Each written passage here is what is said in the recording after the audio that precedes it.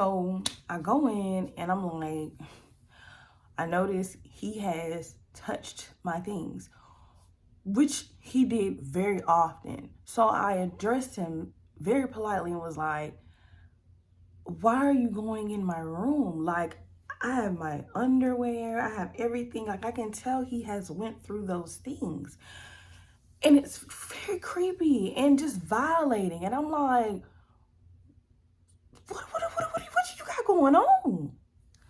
So he was just like, I can go anywhere in my house. I said, yeah, but you're rambling through my things. Like, so uncomfortable, just disgusting. That's just, oh my God, why are you touching my bed, like my covers, like everything? Like, this is inhumane. And he's just, again, on 1,000. And I'm just like, whatever. Finally, time goes by. He decides to tell me, I'm not going to go in your room. I'm not going to do all of that. I don't trust it anymore. Like, no. So I always leave my door open if I had to leave the home, just because, whatever. So, I got tired of him just having his outbursts and lies on me, like just nitpicking, oh, now I'm not clean, which I am. So I would start recording things in his home and sending it to the people that I was communicating with and people who had been in the home already. And it was just like, yeah, he's tripping, he's wild. I'm like, exactly. All because you're not able to lust over me. Because that's what this boils down to. Because like I said, y'all, I'm trying to hustle, grind, get my stuff up so I can get up out of here. So now he's being very belittling in his conversations, talking about me and stuff like that, like just placing me down about how, like, you need to get your stuff together, you need to do this. And I'm like, yeah, you sound like my mother. Like, because at this point, I'm a grown person and I'm going to speak. I respect that I'm here, but you're not going to just keep doing what you're doing. So I ended up telling him, you sound like my mother. You sound like you've been very influenced by her, because these are her words. Whatever happened to the man that, God, sorry, it was the chair, y'all. Like, just all those things. And he was just like, I don't, I can think for myself. And I'm like, yeah, you're a creepy old man who's not getting his way. So now you're more swayed to just, do what you do, say what you say. But it's not fazing me, because I just kept telling him, you think you know my mother, but you don't. I do know her. I said, sir, you've only known her since I've been in high school. You don't know her. Anybody can paint a picture of who they are. You stupid? You are. So I would be on the phone and he would over listen and overhear. Is it raining? Oh.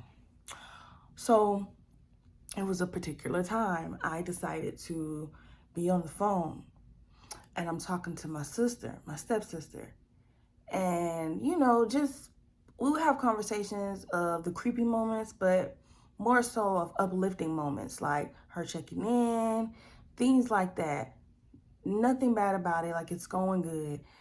And, I'm just telling her my future plans, just speaking positively, like, I'm not going to worry about it. And even just my feelings in the moment of, just knowing that I'm alone in this world, and, X, Y, Z, how I plan to move further so I won't block any of my blessings and not have a reoccurring revolving door of those who have hurt me, such as my mother, my sister, and past friendships with people, just anything. Like, I have to move forward and just having a positive mindset.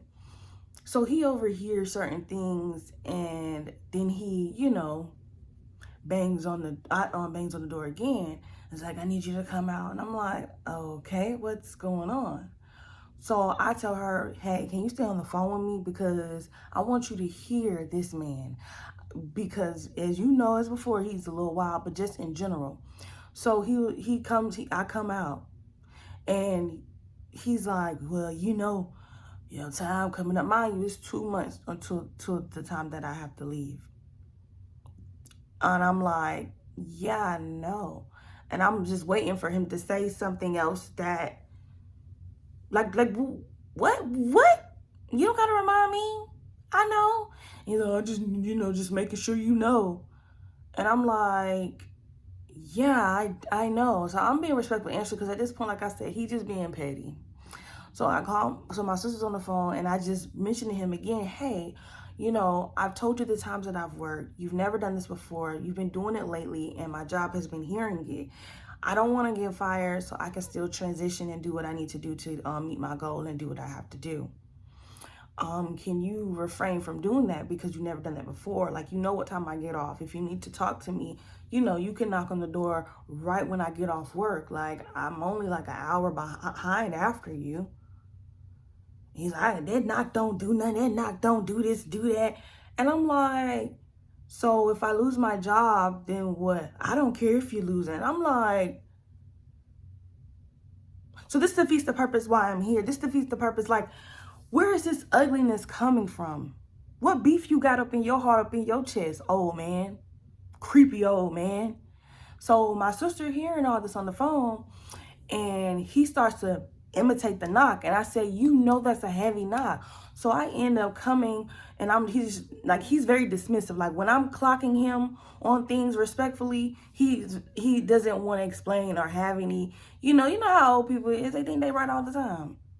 And so I'm just like, okay, that's fine. You don't want to hear no more conversation. I said, okay, so you know what? Conversation over.